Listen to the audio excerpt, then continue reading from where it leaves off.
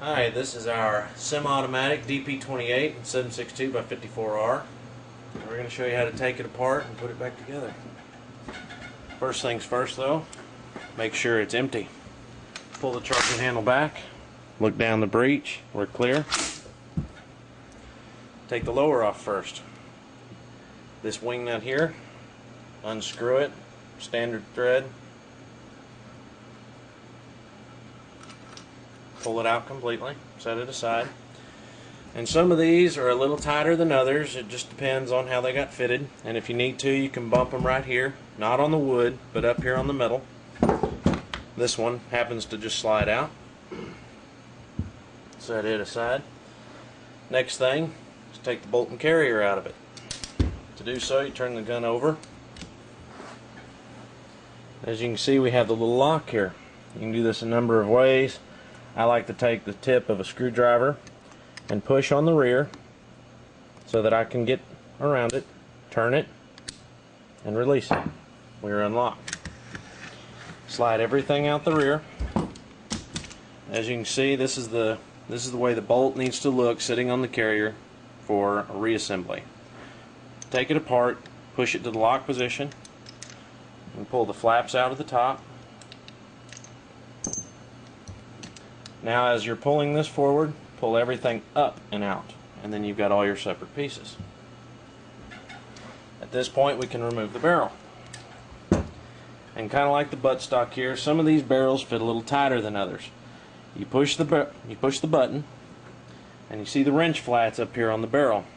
If it's a little snug and it can't get it out by hand like this one, then you can put a 5/8 wrench on here and turn it.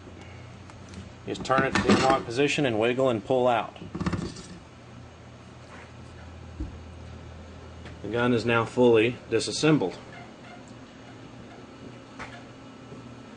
Reverse of removal, put the barrel in. Just push on the button a little bit to get it past the button, leaving it at the same angle you took it out at. Wiggle it until it seats fully, and then you might have to wiggle it around a little bit to get it to hit the right threads and lock in place. Make sure that the lock is fully seated also. Turn the receiver over, and let's put the bolt and carrier back together. Take these two pieces, set the rear piece in this catch for it, and as you can see, as I'm sliding this together, the firing pin sticks through the hole in the carrier.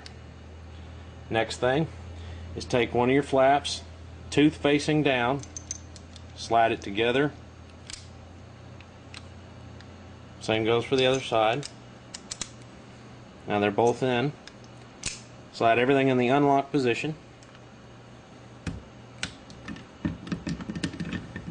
Make sure and get your rails lined up here.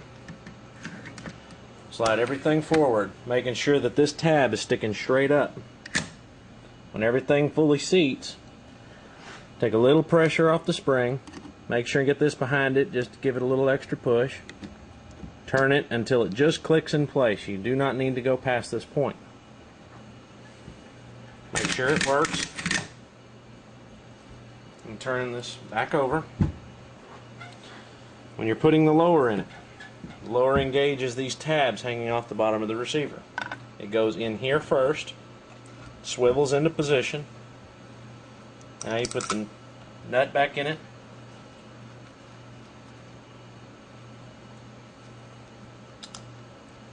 Screw it all the way around. It stops in position.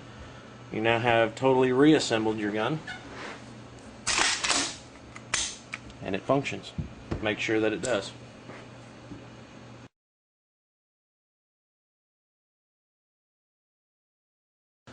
Here we are with our semi-automatic DP28 and 762 by 54R, and this is videos to address some questions we've had about various issues. I'm going to start one with hand positioning during removal and installation of the barrel. I'm going to remove the barrel.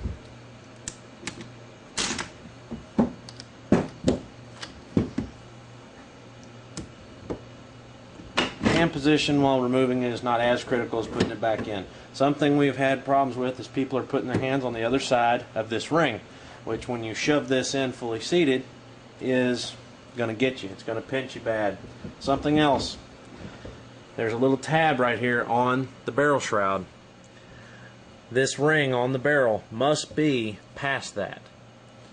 And if you look down in the breech, the end of the barrel must meet the end of the breech. Show you what I'm talking about. Put your hand out here and keep it in front of this ring so that it fully seats. When it is fully seated, the barrel is up against these flat surfaces. If it is not all the way in, do not lock it. Now, just like before, wiggle it.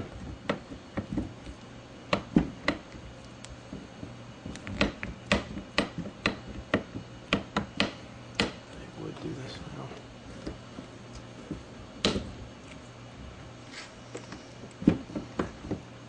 Until you find the lock position. Turn and lock it. Next issue we've had is placement of the bipod. When people want to remove the bipod, you unscrew this wing nut, this top piece swivels off, and you can remove it.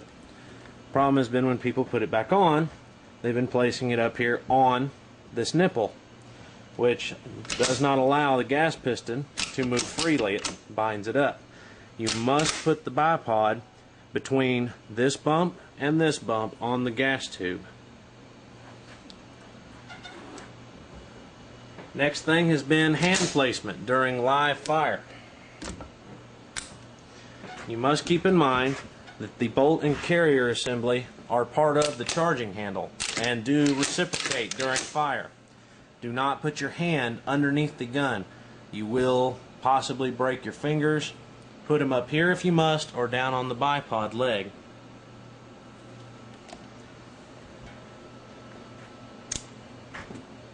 Next thing has been decocking for storage.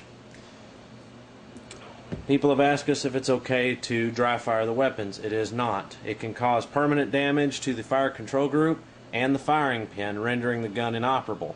So, for dry firing, for decocking the gun for storage, pull it back about a full inch,